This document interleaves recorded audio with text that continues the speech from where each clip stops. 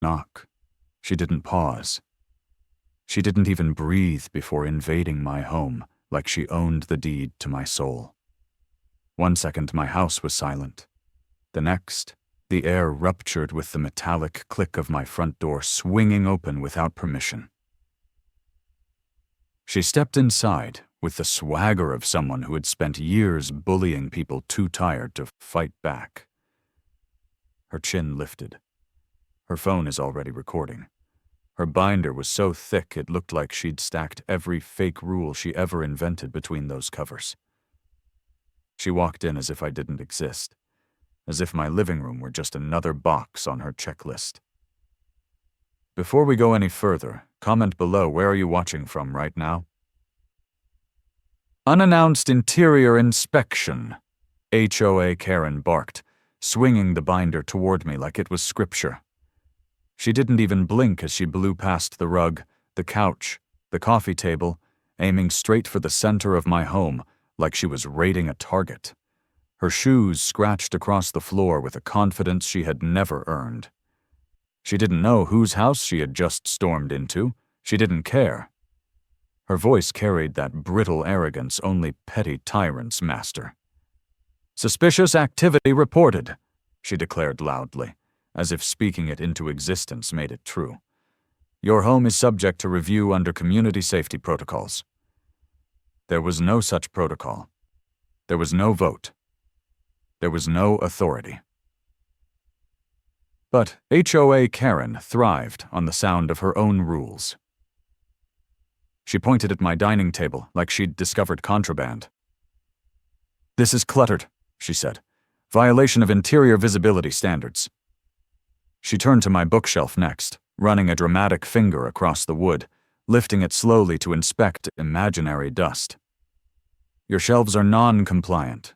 Too many items. Disrupts aesthetic alignment." I stared at her, holding my coffee, not saying a word.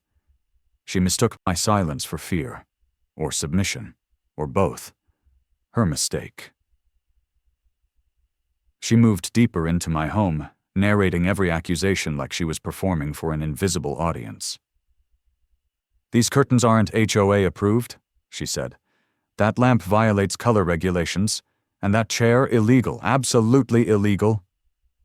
She had no idea how illegal she already was. She pushed open a cabinet she had no right to touch. She flipped through a folder she had no right to see. Her voice buzzed with that buzzing, unearned superiority.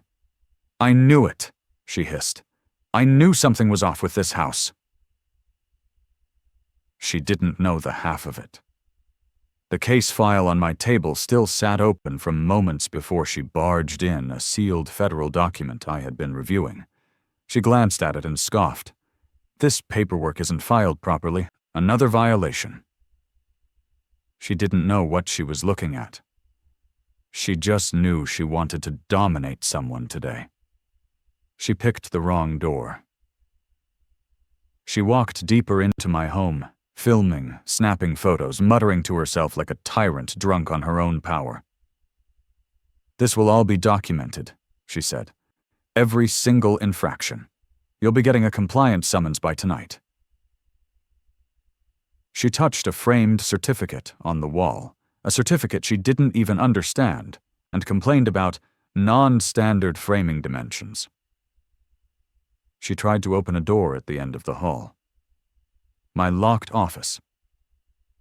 The one place in the house she had absolutely no right to touch. Her hand curled around the doorknob with the entitlement of someone who had bullied this neighborhood for years.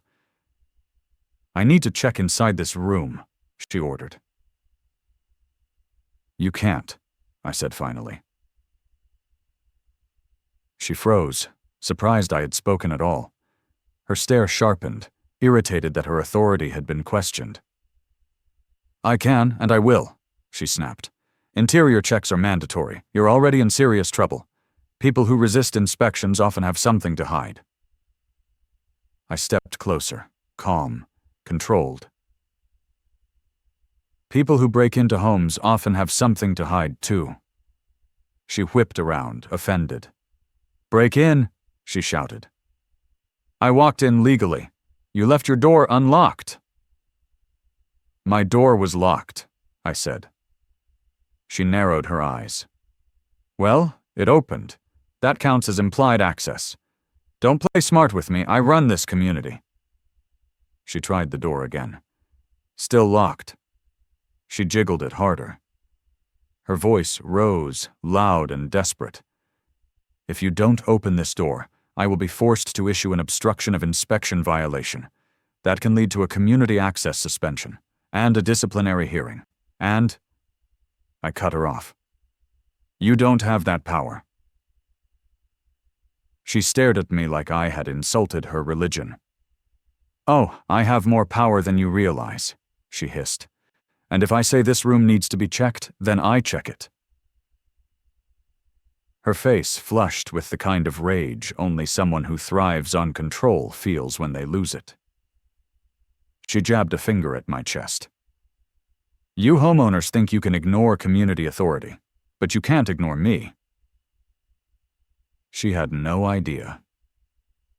She turned to the sealed federal envelope on the table and snatched it up like it was trash. "This is also a violation," she said. "Unlabeled documents left in communal visibility zones." "That's my table," I said. "It's within view of the hallway," she snapped. "Hallways are shared visual corridors." None of her words meant anything. She just needed to feel powerful. She opened the envelope flap slightly, then paused when she saw the seal. "What is this?" she asked. "Government-related? Are you one of those people who pretend to work for federal agencies?" Without waiting for an answer, she tossed it back and stomped toward the living room again. "I'm going to have to schedule a follow-up raid," she said, writing in her binder. "This house is a mess. Non-compliant, suspicious, potentially hazardous."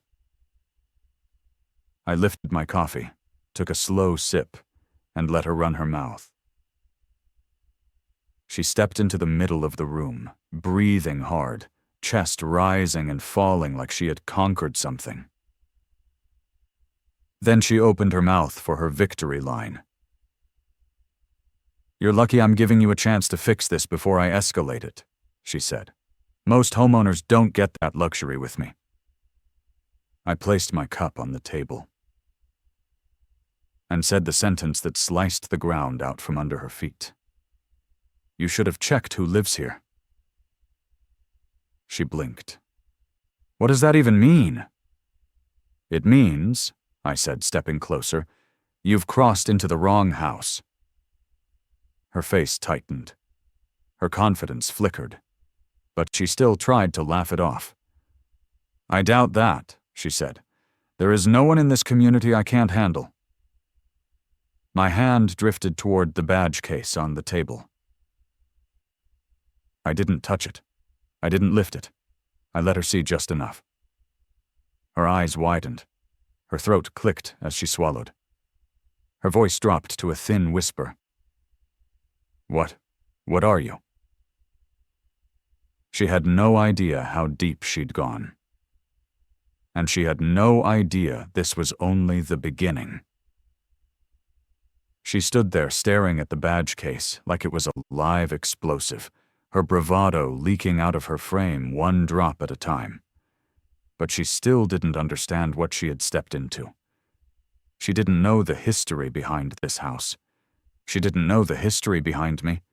She only knew the version she invented, the quiet homeowner who kept to himself, who never attended HOA meetings, who didn't bark back when she tried her first intimidation letters.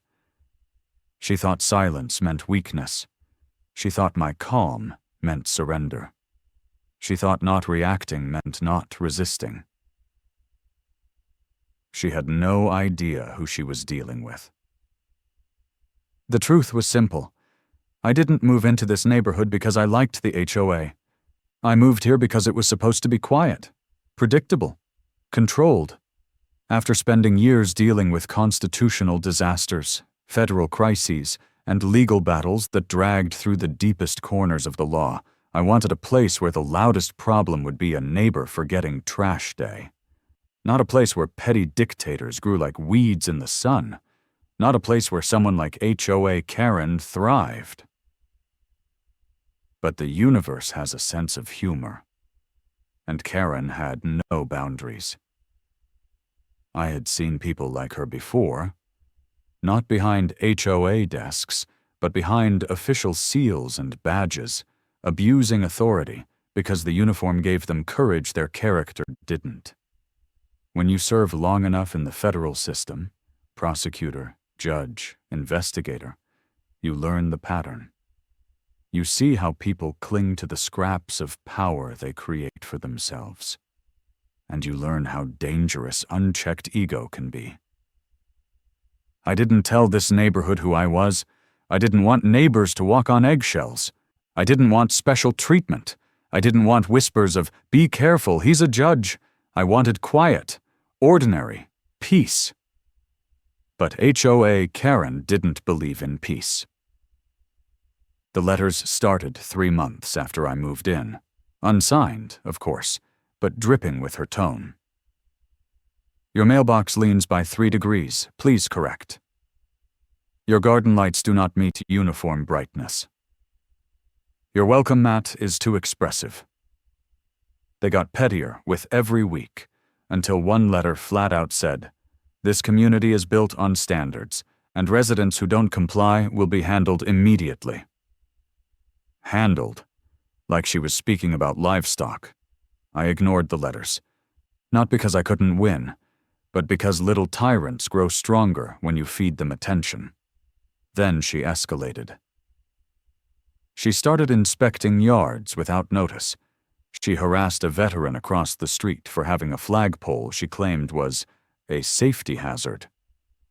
She fined a widow 2 houses down for keeping a wind chime that distorted community audio ambiance. She yelled at kids playing sidewalk chalk. She wrote a citation for a family grilling on a Saturday because smells must be uniform. Everyone knew Karen was out of control.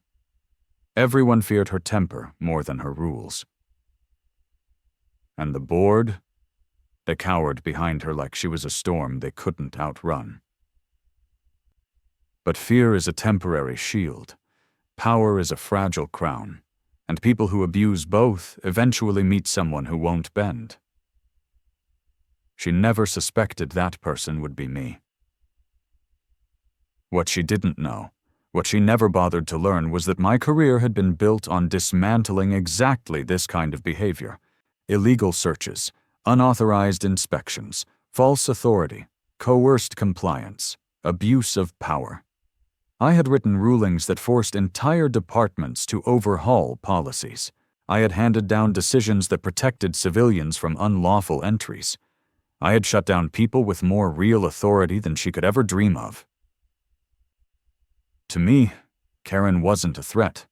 She was a case study, a walking violation, a cautionary tale waiting for its final chapter. But even with everything I knew about her pattern, nothing prepared me for the moment I discovered what she had done behind the board's back.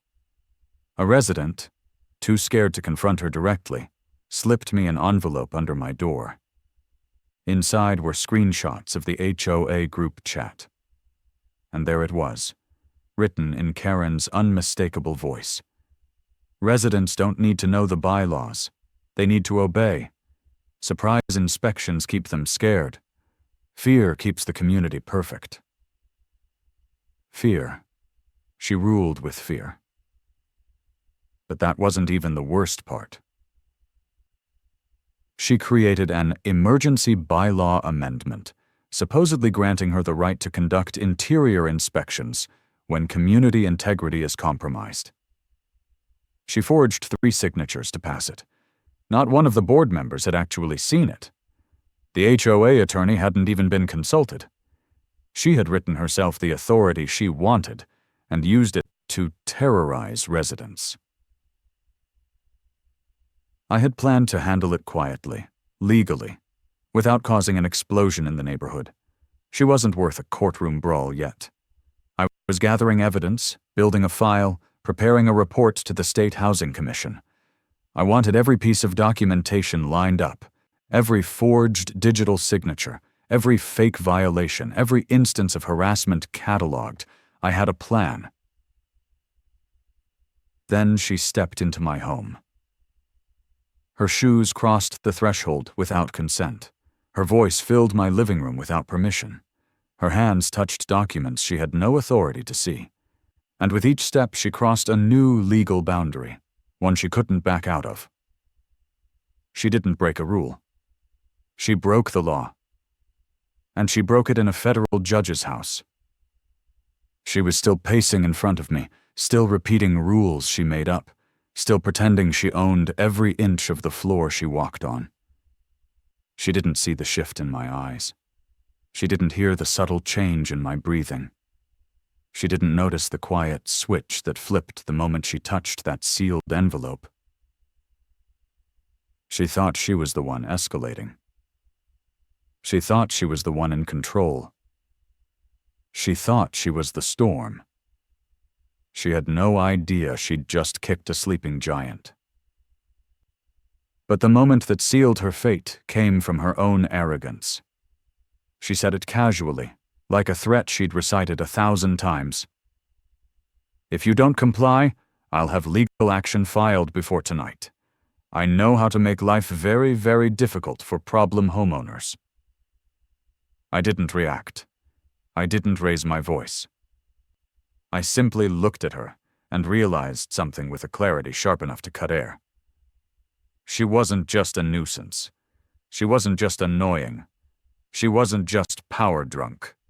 She was dangerous. And dangerous people need to be handled with precision. I stepped toward her, not aggressively, not loudly, calmly, purposefully.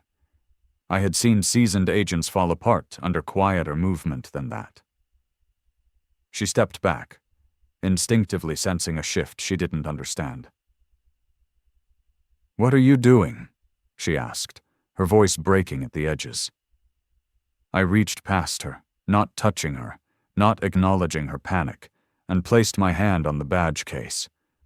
Her eyes followed the motion like it was a weapon, and when I lifted the case, even slightly, she exhaled a sound I had heard in interrogation rooms. A tiny gasp filled with the realization that her world had just tilted. Who are you?" she whispered. It was the first honest question she'd asked since she walked through my door. And I wasn't ready to answer it yet. Not because I needed dramatic timing, but because the next part, the moment she learned the truth, deserved silence before it detonated. She had pushed into my home thinking she was the apex predator. But predators don't survive long when they mistake a judge for prey. And she had no idea that everything she had done, every forged rule, every illegal inspection, every threat, every lie, was about to collapse under the weight of her own arrogance. Tut, she wasn't facing a homeowner anymore. She was facing the one person she should never have crossed. And she was seconds from learning exactly who I was. She stood frozen in my living room, breathing like someone trying to swallow their own heartbeat, but she still didn't understand the machine she had built, or the avalanche she had just triggered. Karen didn't operate alone. She operated inside a structure she constructed piece by piece, like a spider weaving a web so wide everyone forgot it wasn't supposed to exist. And now, with her standing in my house, panicking over a badge she wasn't even supposed to see, the memory of everything she had done to this community hit me with the weight of a case file ready to break open. The HOA wasn't a board. It was a kingdom, and Karen crowned herself queen the moment she realized no one else had the backbone to challenge her. The other board members weren't allies. They were shields. They let her speak for them because the alternative was listening to her scream at them. She weaponized volume like some people weaponize money. She didn't win arguments. She exhausted competition until they begged for peace.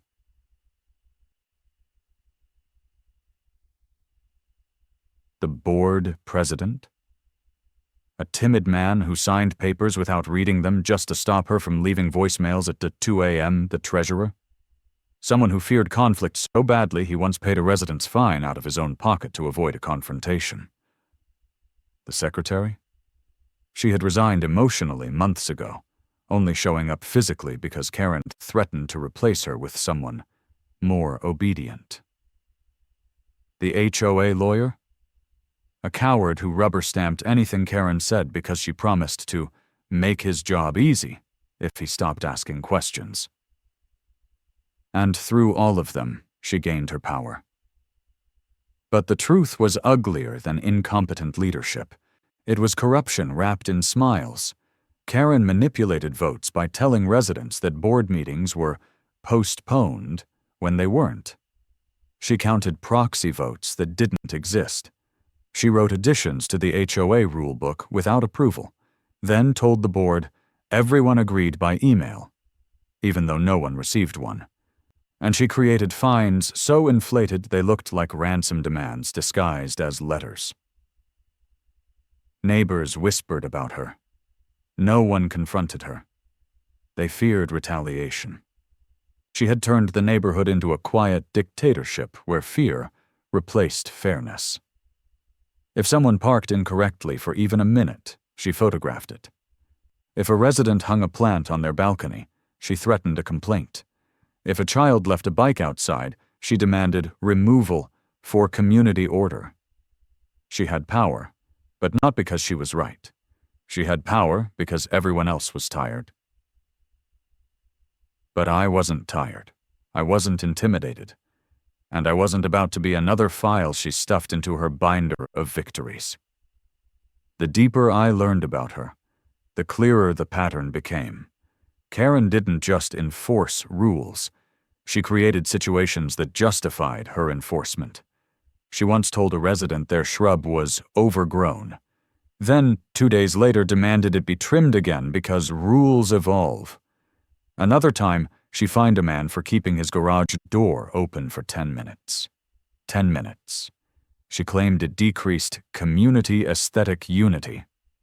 What she meant was that she didn't like him, and she used her position to punish anyone who dared to irritate her.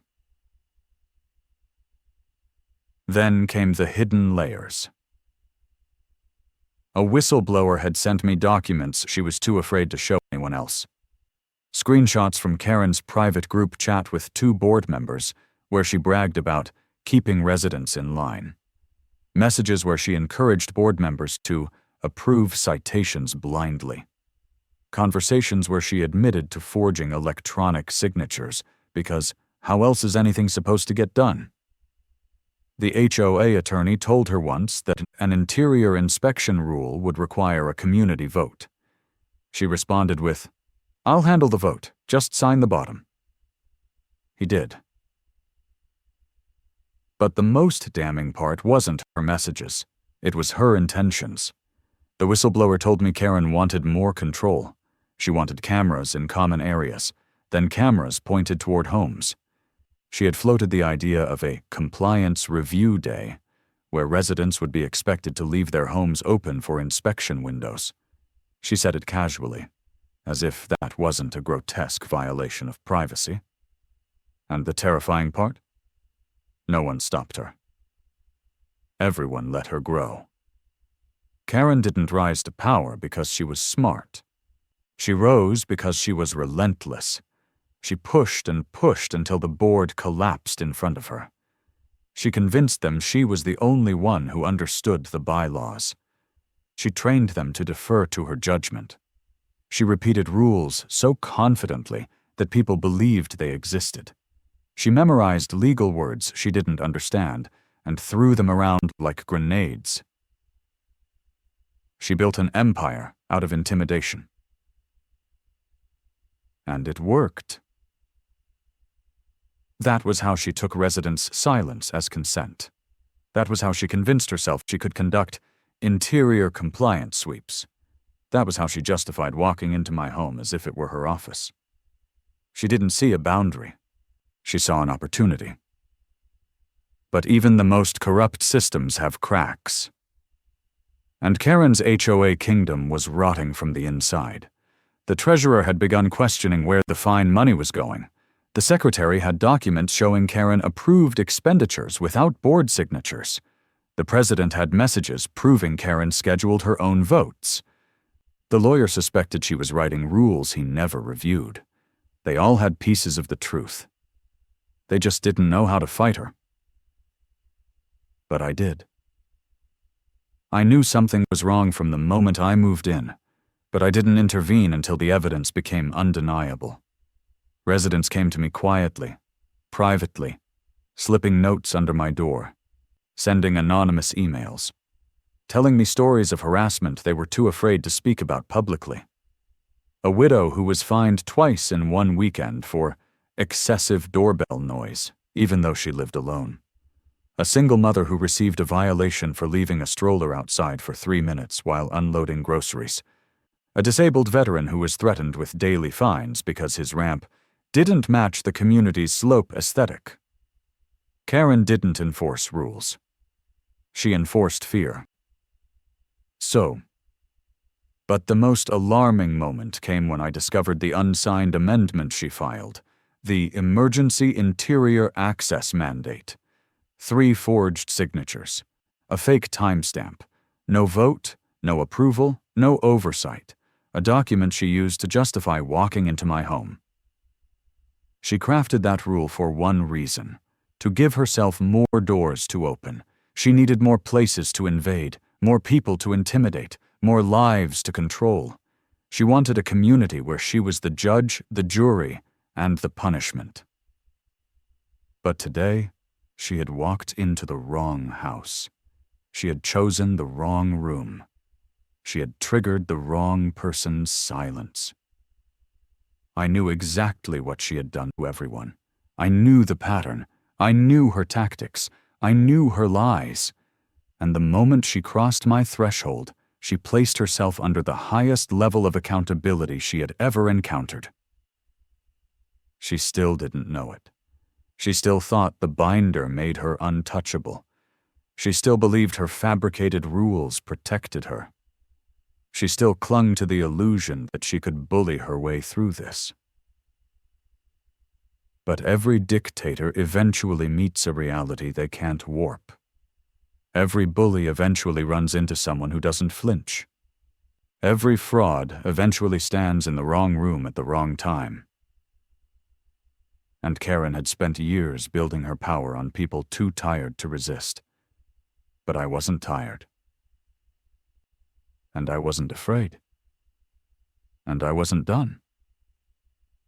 Everything she had constructed was about to collapse. She just didn't know the first crack had already formed. And that crack started the moment she stepped into my house and touched a sealed document she had no right to see. Things were about to break apart for her. Badly. Because the HOA structure she ruled over wasn't built on law. It was built on fear. And I was about to take every piece of that fear away. Karen didn't know it yet, but while she was stomping around my living room inventing violations out of thin air, the real violations, the ones that could end her life as she knew it, were sitting quietly in a drawer 5 feet behind her. They weren't loud like she was. They didn't bark orders or wave binders or spit out imaginary rules. They waited in silence, stacked neatly, documented meticulously, each page a weapon sharper than her entire rule book. She believed she walked into my home with the upper hand, but power doesn't come from volume or intimidation. Power comes from evidence, and I had more of it than she could ever scream away. When she stormed deeper into my house, shouting about curtains and lamps and interior compliance, she didn't notice the drawer I unlocked behind her. She didn't hear it. She didn't see it. She was too focused on finding something wrong. too obsessed with proving dominance to recognize the danger rising quietly behind her. Inside that drawer was a folder labeled simply HOA Audit, Confidential, a title bland enough to hide an earthquake. I placed the folder on the kitchen counter, flipping it open just enough for her to glimpse the top sheet when she spun back toward me. She didn't notice at first. She was too busy whining about aesthetic misalignment in my hall furniture and documenting my home like it was crime scene evidence. But when she turned and her eyes brushed the top of the folder, she frowned, confused by the legal formatting she didn't recognize. "What's that?" she demanded. Her voice wavered just slightly. "More unregistered paperwork?" She had no idea the paperwork was about her. I didn't answer. I lifted the first sheet instead, a detailed breakdown of HOA financial irregularities that I had collected over several months. It documented unauthorized fines, unexplained withdrawals, questionable reimbursements, and missing board approval signatures. Every line was backed by timestamps and screenshots. Karen squinted at it, trying to read it upside down.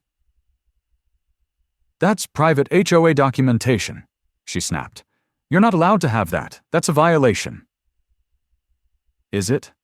I asked quietly. The softness of my voice made her flinch harder than any shout could have. "People like Karen don't fear noise. They fear calm." She marched forward, heels tapping faster, aggression rising. "You cannot just take internal HOA files. These are restricted." "You gave them to me," I said. Her face stuttered, one twitch then another. "No, I didn't." I opened the folder wider. "You slipped them under my door," I said. 3 months ago." She blinked, hard, twice. What are you talking about? I didn't—" "You did," I said slowly. "Or at least you thought you did." Realization crept across her face, painfully, like a bruise forming under the skin. She had forgotten how many anonymous letters she had shoved under my door. Warnings, fines, threats, demands. She didn't remember which ones she sent in anger or which ones she sent to assert dominance. But among those letters, she had also sent a packet of internal information she meant for another resident, misdelivered, misjudged, misplayed. It had landed at my door, and I kept every page. "Those files," I continued, "led to more questions, so I requested documents from the HOA directly." Her confusion deepened. "Requested? We never approved a release." "You didn't have to," I said. "Residents have legal access to financial and administrative records." She swallowed. She didn't know that rule existed. She had spent years enforcing rules she didn't bother to understand, and now the ones she ignored were about to bury her. I turned another page. Forged signatures. 3 of them. Each one a perfect copy of a board member's handwriting. I knew because I had spoken to all of them individually. None of them signed. None of them even heard of the emergency interior access mandate. Karen wrote it, Karen signed it, Karen filed it. And Karen used it as justification for breaking into homes. Her eyes scanned the page rapidly, panic swelling beneath her eyeliner. "Those aren't forged," she blurted. They're variants, digital variants." "Variants," I repeated. Interesting choice of word. "They're legitimate," she insisted. "I'm sure of it." "You sure of many things today?" I asked. She didn't answer. I flipped to the next section, financial irregularities. Thousands of dollars in fines issued to residents, but the accounting didn't match. Some fines never reached the HOA account. Others were split into categories that didn't exist. Several entries marked miscellaneous community charges were handwritten in pen, despite the financial software automatically generating digital entries. Her face paled as she scanned the numbers. This isn't accurate. This is taken out of context. There are 37 instances, I said. She stopped breathing for a moment. I didn't do that, she whispered. Then maybe you can explain, I offered, why each of these handwritten entries appears in your handwriting. She shook her head, faster and faster, as though speed alone could outrun the truth. Someone copied my handwriting. Someone's trying to frame me. For 37 separate transactions? I asked. Across 6 months? She opened her mouth to argue, but found nothing to grab hold of. I turned to another page. The forged voting record. The sheet listed a vote for a new bylaw allowing random interior inspections at HOA discretion.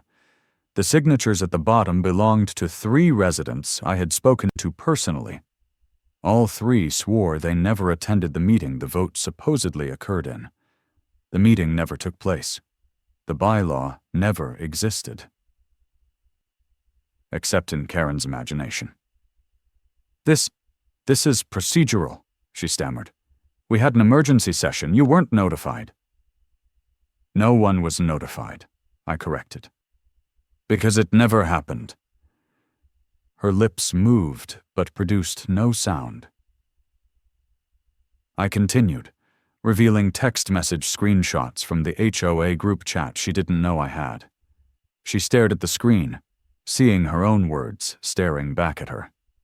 Her messages were unmistakable.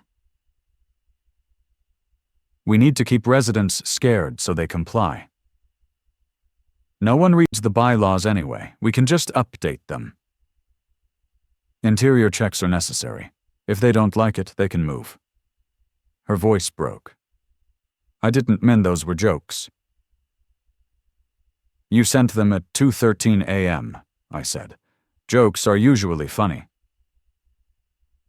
She inhaled sharply as I turned to one final document, a legal letter drafted but never sent. A letter Karen had prepared to authorize surprise interior inspections whenever community integrity is endangered. It cited no legal code because none existed. She had created the entire thing from thin air. Her eyes widened in horror as she recognized it. That's not official. I was drafting options. You signed it, I said. Her hand trembled. 2. Didn't send it. You didn't need to, I replied. You used it today. She backed up until she hit the counter. Her body stiffened, as though the cold marble itself had grabbed her spine. Her mind scrambled for a defense that didn't exist. She pointed a shaking finger at the folder. You can't use any of that. It's stolen. It's private. It's evidence, I said calmly. She blinked. Evidence of what? I stepped closer. Fraud, harassment, illegal property entry, forged documents, abuse of power, misappropriation of funds, unauthorized creation of bylaws, privacy violations, and the illegal raid of a federal judge's home. Her knees buckled. You're lying, she whispered, half begging, half denying. You're lying. None of that is real. You made all this up. I didn't make any of it up, I said. You did. Her breath hitched like someone had yanked the air from her throat. Her hand searched for support, but found none. She pushed off the counter and backed away from me, shaking her head violently. No, she said. No, you can't do this. I'm the HOA authority.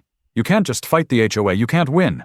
You don't understand how powerful this community system is. I let her speak. I let her drown in her own delusion. Then I ended it. You don't understand, I said quietly. The HOA isn't your shield anymore. Her voice dropped to a broken whisper. What do you mean? I mean, I said, lifting the next document. They've abandoned you. Her eyes snapped to the page. It was a text message from the HOA president, time-stamped 11 minutes earlier. Karen is acting alone. She was not authorized. No inspections today. Stay away from his property. She stared at the screen as if it were a death sentence. Maybe it was. Her hands shook violently, her face drained of color. Her mouth opened, but no words formed. And then her phone vibrated in her pocket. She nearly jumped out of her skin. She pulled it out. The screen lit up bright. The HOA group chat. The message preview was visible before she even unlocked it. Do not enter his house. You have no authority. Her lip quivered. Her world, this empire she built, was collapsing beneath her feet, and she couldn't outrun it anymore. For the first time since she barged into my home, her voice was nothing but a whisper. What? What's going to happen to me? I didn't answer. Because the truth hadn't even started yet. And she hadn't seen the worst piece of evidence in that folder. Not yet. Karen's breathing turned shallow, sharp, almost ragged, the kind of sound someone makes when the ground is dissolving beneath them, and they have nothing left to grip. She clutched her phone with both hands, staring at the HOA group chat like the words were written in fire. Her authority, her shield, her weapon, her identity was slipping through her fingers faster than she could hold on to it. And yet, even with her world cracking open in front of her, she reached for the oldest tool in her arsenal: denial. This is taken out of context, she whispered, as if the words had the power to reverse time. They don't understand the situation. They're confused. They must be confused. I didn't speak. Her panic didn't need my help. Her own actions were doing the work for me. She looked up at me with eyes that trembled more than her hands. Listen, she said, breath hitching. I didn't mean any harm. I'm just trying to protect the community. People rely on me. I'm important here.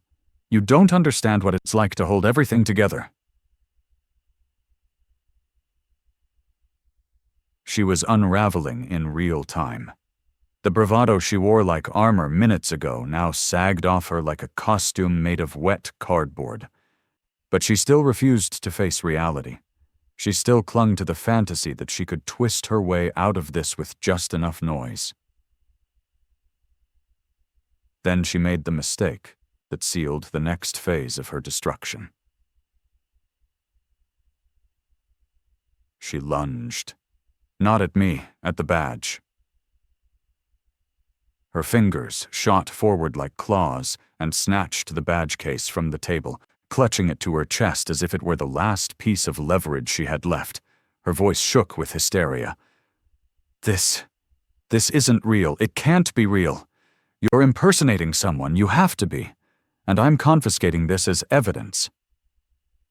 She held the badge over her head like a stolen trophy, as if by lifting it she could rewrite the truth into something that didn't destroy her. Her voice screeched with a pitch so sharp it made the room seem smaller. You're pretending to be someone you're not, she yelled. This is illegal. You're going to prison for impersonation.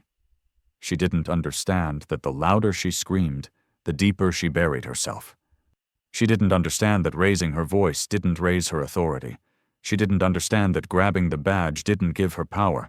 It triggered a federal alert the moment she touched it. She didn't know any of that. But I did. I didn't move. I didn't reach.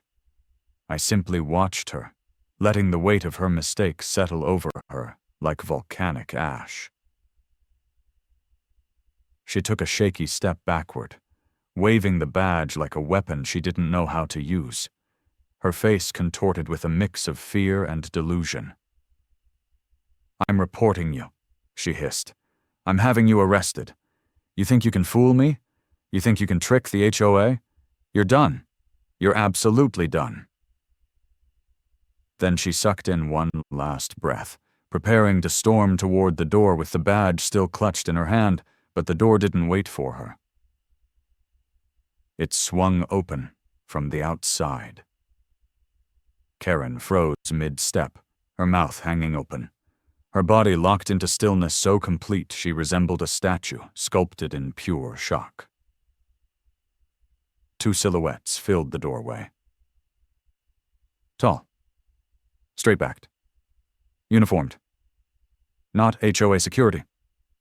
Not local police. Federal agents. They stepped into the house with steady, deliberate movements. Their eyes scanned the room in less than a second. Then they both saw the badge clutched in Karen's trembling hand. The first agent spoke with a voice carved out of stone. "Ma'am," he said, the word heavy with warning. "Why are you holding a federal judge's identification?" Karen's face drained faster than spilled ink hitting paper. She opened her mouth, but only fragments escaped.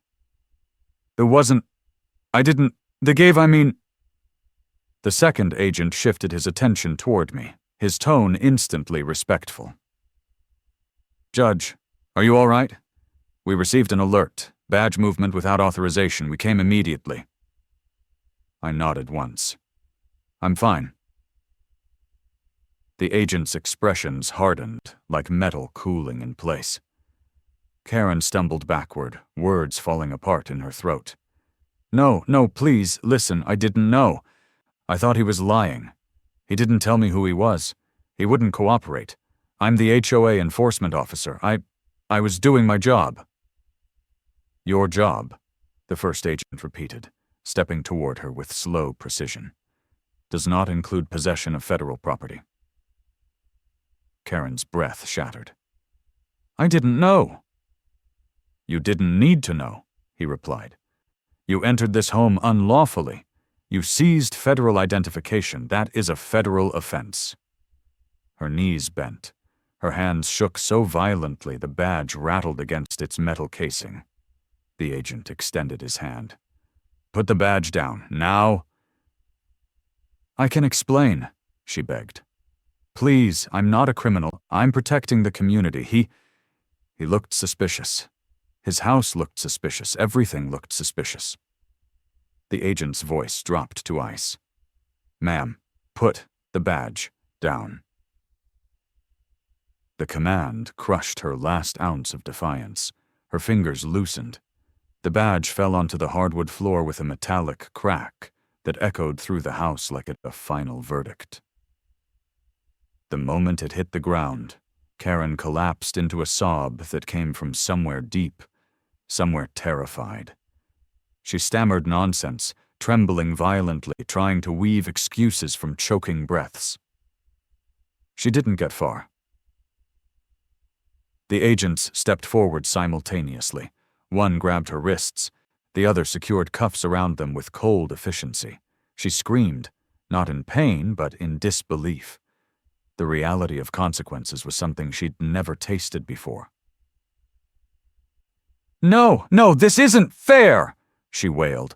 "I was trying to regulate the community. I'm with the HOA. I'm in charge. You don't understand." The first agent leaned down, his voice low and merciless. "You are not in charge of federal law." Her eyes flooded with panic. She struggled against the cuffs weakly, like a child refusing bedtime. "Please, don't do this. I didn't mean to break anything. I didn't know he was a judge. How was I supposed to know that?" "You weren't supposed to break into any home," I said. She turned toward me, desperate, pleading. I thought I had authority. I thought the HOA rules—" "HOA rules," I said. "Don't overrule the Constitution." Her mouth fell open, stunned into silence. But things were only getting worse for her. A sound came from behind the agents. Slow footsteps, steady, familiar. "My neighbor, Mark. Ex-military. Unshakable. Quiet until necessary." He stepped into the doorway holding a body cam still recording, the lens pointed directly at Karen. She nearly fainted, Mark's voice was low, controlled, lethal in its calm. "I've been filming since the moment she hopped your fence." Karen's scream ripped out of her as if someone had stabbed her with the truth. No, don't say that. Don't say that. I wasn't trespassing, I was conducting an inspection." Mark raised an eyebrow. "Inside his backyard?" That was part of my route," she insisted weakly. He tilted his head. "Jumping fences is part of your route?" Her face crumpled. The agents exchanged a look. The case was no longer a question. It was a closed circle tightening around her. Karen tried again, this time with tears streaking down her cheeks. "Wait, please, listen, this is all a misunderstanding. I'm a community leader. I'm trying to enforce safety. I didn't know who he was. I thought he was lying. I thought I had authority." Mark cut her off. "Funny. I texted the HOA president 10 minutes ago. Want to see what he said?" He pulled out his phone and turned the screen toward her. She stared at the message. Her legs gave out completely. The agent had to hold her upright to keep her from collapsing onto the floor. "Karen is acting alone. She was not authorized. No inspections today, no entries. Stop her." Her sobbing turned into a sound I had only heard from people watching their life collapse in front of them. She shook her head so violently it looked like she was trying to dislodge reality. No, they can't say that. They can't turn on me. They can't just abandon me. I did everything for them. I made this community what it is." The truth hit her like a brick. She wasn't the HOA's warrior. She was their liability. And they finally saw it. But she wasn't done unraveling yet. She twisted wildly toward me, her voice cracking in half. You could have stopped me. You could have told me who you were. Why didn't you tell me?" I stepped closer, lowering my voice. "Because my identity wasn't the issue. Your behavior was." "Oh." She stared at me like the words had sliced her open. "I didn't know," she whispered again, softer this time, almost childlike. "That's the problem," I said. "You treat everyone like they're beneath you, and today you walked into the wrong house." Her shoulders sagged, her head dropped. The fight drained out of her like water leaking from a cracked bucket. But then, because fear makes people unpredictable, she attempted one last desperate move. She exploded into a scream. "I'm calling the police on all of you. I'm suing everyone here. You're all going to pay."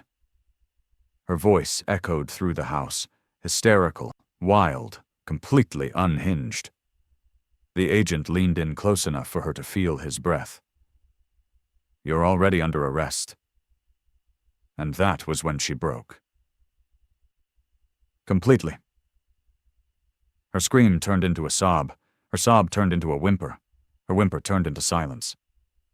She looked at me through trembling tears. "Please," she whispered. "Please don't ruin my life." I didn't answer.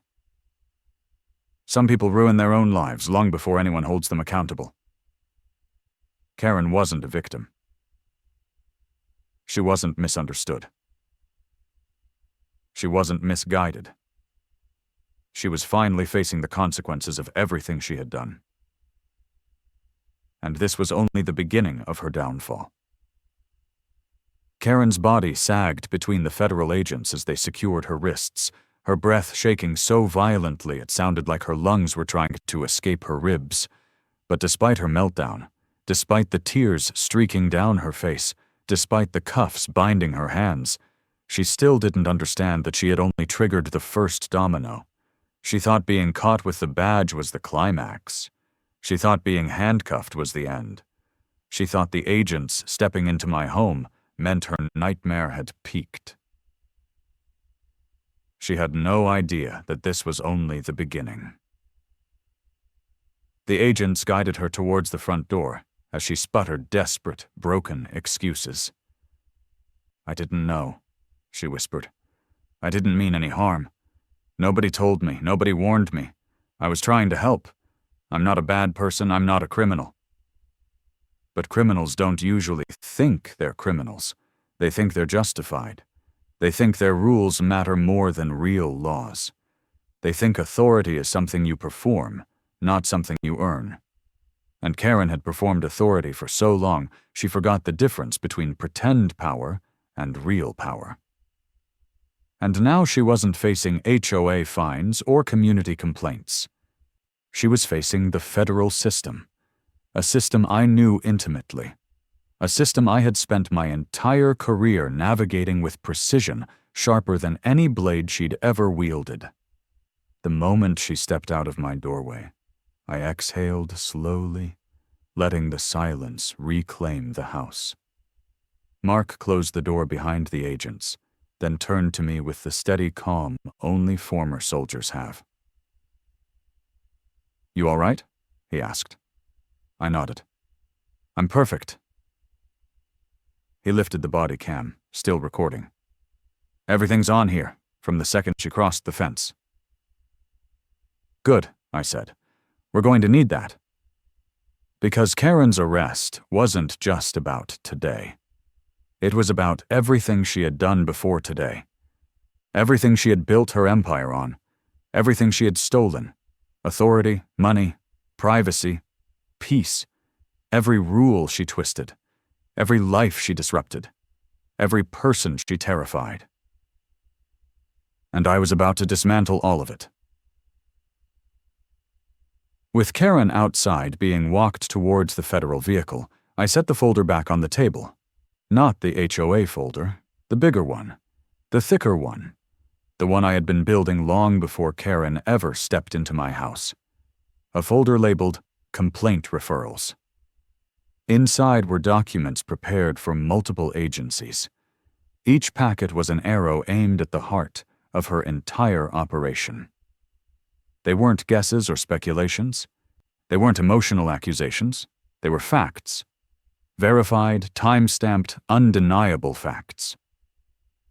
Mark stepped beside me as I spread everything out. "You ready to launch this?" he asked quietly. "More than ready," I said. "It's overdue."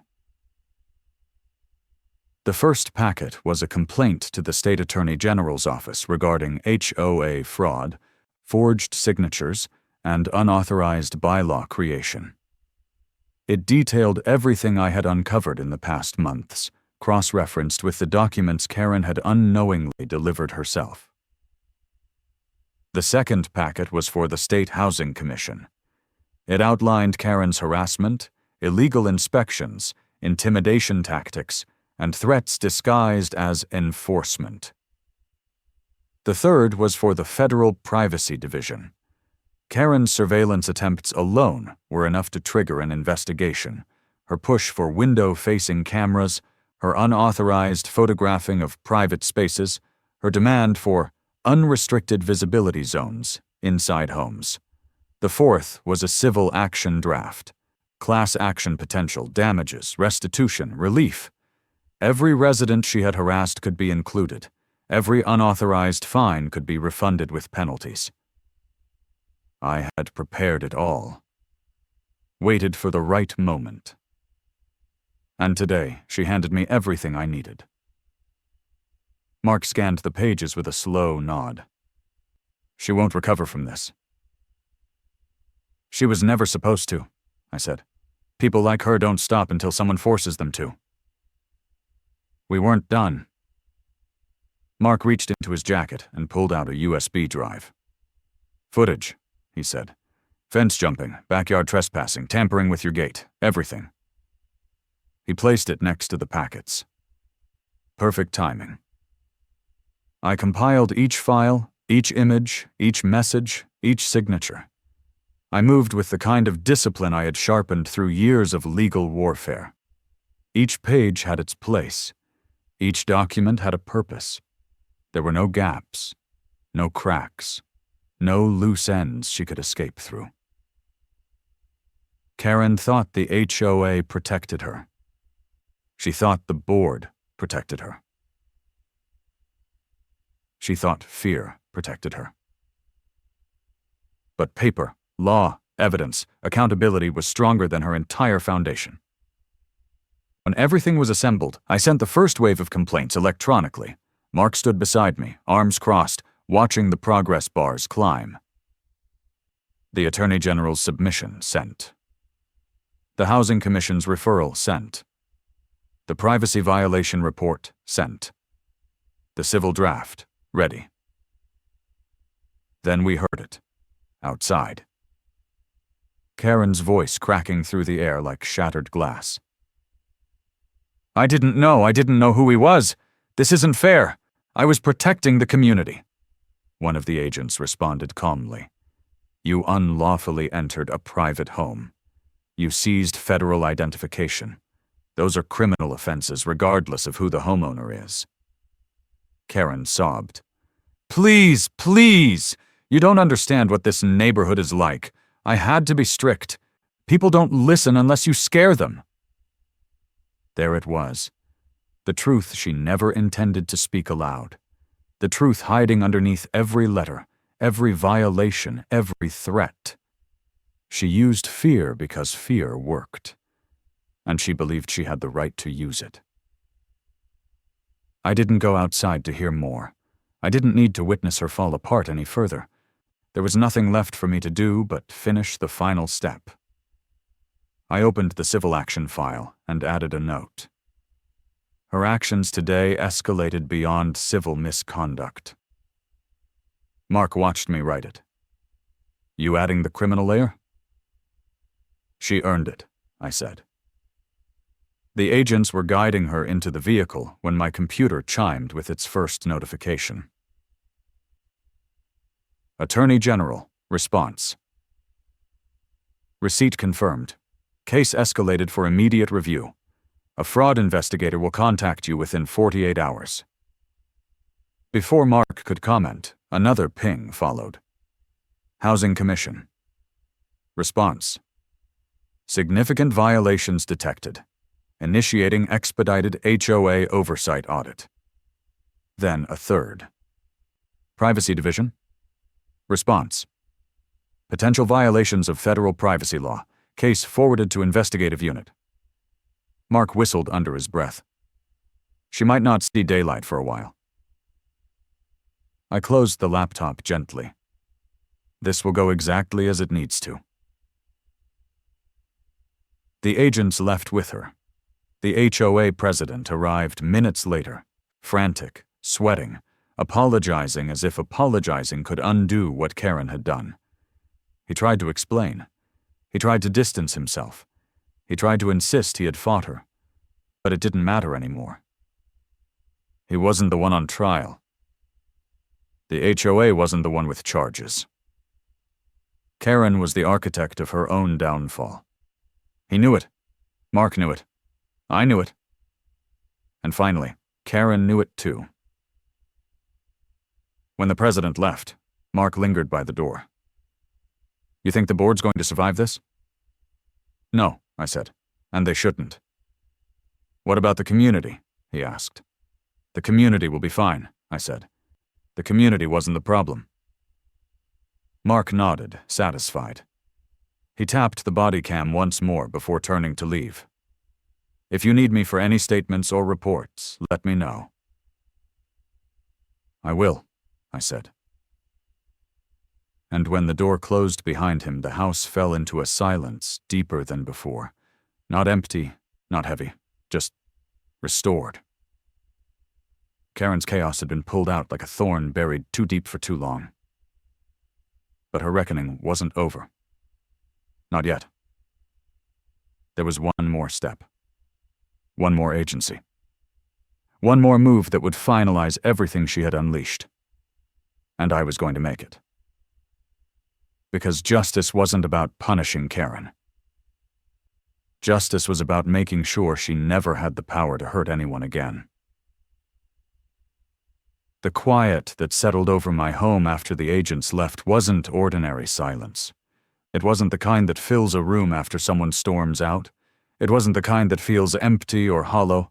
It was the kind that signals the end of a long, long war, One fought quietly, patiently, and precisely. For the first time since I moved into this neighborhood, the air didn't feel tense. It didn't feel monitored. It didn't feel contaminated by the weight of someone else's authority. Karen was gone. And the house finally exhaled. I stood in the hallway where she had screamed, snapped orders, and waved her fake authority like a badge of honor. Her presence had always left a residue, like the stench of arrogance that clung to anyone who believed their ego was the law. But now, the residue evaporated. Her voice no longer echoed in the walls. Her footsteps no longer contaminated the floorboards. Her threats no longer pressed against the air. The storm had passed, and all that remained was the clarity she had tried so hard to erase. But this wasn't just my victory. This was the community's victory, the neighborhood's victory, the victory of every person she had scared, threatened, cornered, intimidated, silenced. People who didn't know how to fight back, didn't know their rights, didn't know the law stood on their side. People who accepted her harassment because it felt easier than challenging her rage. Now she was finished, and her kingdom was ash. Word spread faster than sunlight. By the time I stepped outside, half the neighborhood already knew something monumental had happened. 2 agents escorted Karen screaming into a federal vehicle. Mark captured everything. The HOA president nearly collapsed trying to explain. People watched through windows. Phones recorded. Whispers grew. Everyone had questions, but none had to ask. They all saw the truth in the way Karen left, not as a leader, not as an authority figure, not as a protector of community standards, but as someone whose fake empire finally collided with real accountability. The HOA president approached me again, not in authority, not in superiority, but in full surrender. His hands shook as he apologized. His voice cracked as he insisted he'd tried to control Karen. He looked like a man walking away from a bomb he didn't know he was sitting on. "Judge," he said breathlessly, "I promise you, she acted alone. She forged rules. She bypassed votes. None of us approved any of it. We didn't know how bad it had gotten." "You knew enough to be afraid of her," I said. His shoulders sank under the truth he couldn't argue. He nodded slowly, accepting it. Karen had been the tyrant, but the board had enabled her through silence. Fear wasn't an excuse, only a delay, and delays always end. "We're dissolving the board," he said finally, "effective immediately. We'll call for a full community reformation under state oversight. No more hidden votes. No more forged rules. No more unofficial inspections. No more Karen." I didn't respond right away. I didn't need to. His announcement wasn't for me. It was for everyone she had frightened into silence, for every family she bullied, for every homeowner she treated like a subordinate, for every neighbor who lived with the weight of her threats. And the moment he announced the dissolution, the neighborhood shifted. Shoulders relaxed. Fear melted. People opened their doors and stepped outside. A widow who had been threatened for her wind chimes wiped tears off her cheeks. A veteran who had been harassed for his flag nodded at me with quiet gratitude. A single mother who had been cited for her child's stroller whispered "thank you" under her breath. Karen used fear to build her power. The community used her downfall to reclaim theirs. Hours later, the agents returned, not for Karen, but for evidence. I handed over Mark's footage, the printed messages, the forged signatures, the fake bylaws, the harassment documentation. Everything tied neatly into the truth she spent years trying to bury. The lead investigator confirmed what we already knew. Karen wasn't facing a slap on the wrist. She was facing a full federal case: trespassing, illegal entry, theft of federal property, privacy violations, document forgery, HOA fraud, harassment, unauthorized enforcement. The list was longer than her rulebook. Her future wasn't in a board meeting. It was in a courtroom. And for once, she wouldn't be the loudest person in the room. By late evening, the HOA president circulated a final message to the entire community, a message years overdue. Effective today, the HOA board is suspended pending state investigation. All existing fines, violations, and inspections issued under Karen's authority are void. A neutral oversight team will handle all community matters until new, lawful leadership is established. The replies poured in from residents: relief, gratitude, vindication. Someone even said they hadn't slept peacefully in months because they feared Karen would show up at their door with a clipboard. Not anymore. The community had its voice back. The fear she cultivated crumbled the moment she lost her grip on the badge she never had permission to touch. Her downfall wasn't loud, it wasn't glamorous, it wasn't dramatic. It was methodical, precise, and absolute. When the last message was sent, I walked back inside and found my cold coffee sitting exactly where I left it. The house was still, calm, whole, the way it should have always been. I lifted the cup, took a slow sip, and let the quiet settle into the space she had tried so desperately to control. She broke into the wrong house. She targeted the wrong homeowner. She confused silence for weakness.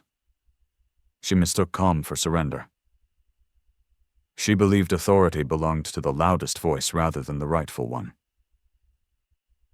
And she learned the hardest truth of all. Some doors are never hers to open. This one certainly wasn't. Now the HOA was gone. The board was dissolved. The neighborhood was free. Karen's reign was over. And justice, real justice, the kind she never believed would reach her, had finally carved its mark. As night fell and the community settled into a peace it had forgotten how to feel, I closed the door, placed the badge back in its case, and whispered to no one in particular, "That's how you end a tyrant." And that was the end of her story. But around here, it was the beginning of everyone else's freedom.